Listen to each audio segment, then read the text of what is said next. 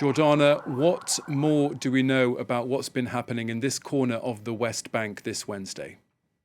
Well, we're waiting to get a full statement from the Israeli army, but from eyewitnesses, we understand that the Israeli army came into the old city of Nablus in a daytime raid to arrest militants.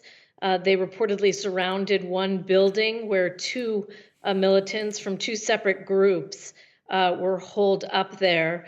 After asking them to come out and them refusing, it appears the building was attacked, and those two militants are among the dead. What ensued from that arrest raid were hundreds of Palestinians from the Nablus came out into the streets to clash with the Israeli soldiers.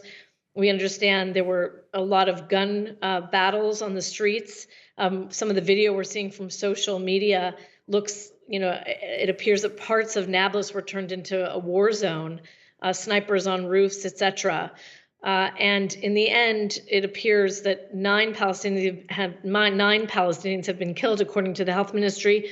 Two of those are civilians. We don't know if the number of civilians is higher than that. We'll have to wait and see. Jordana, the other obvious question to ask is why now? What triggered this raid in the first place?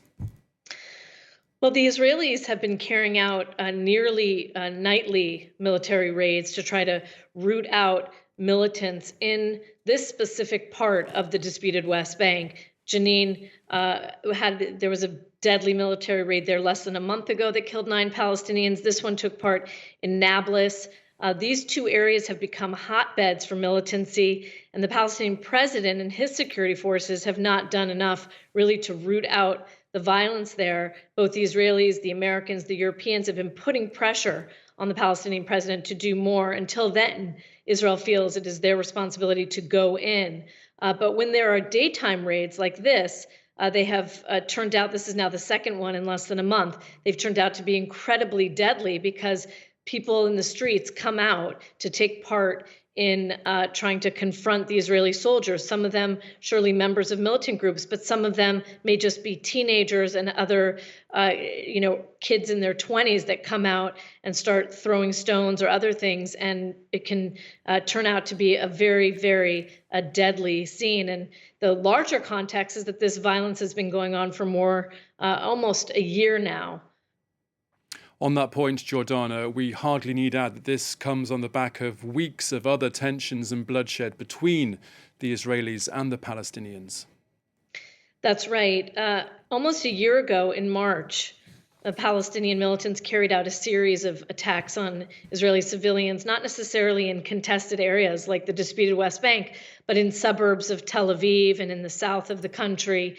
And that prompted Israel and the Israeli army to start a campaign to go into the disputed West Bank and root out militants. And it has been an incredibly violent year. I mean, 2022 went down as the most violent year in almost 20 years, with over 150 Palestinians killed, over 30 Israelis killed. And this year is proving to be much of the same. Following that deadly raid in Jenin, military raid in Jenin that killed 9 Palestinians, we saw a series of attacks on Israeli civilians here in Jerusalem that killed 7.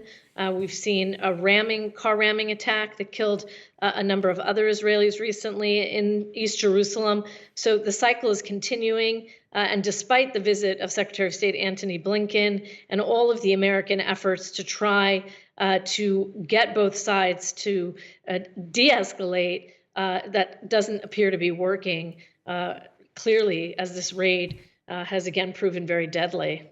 Okay, Jordana Miller in Jerusalem, thank you very much. Thanks, Thomas.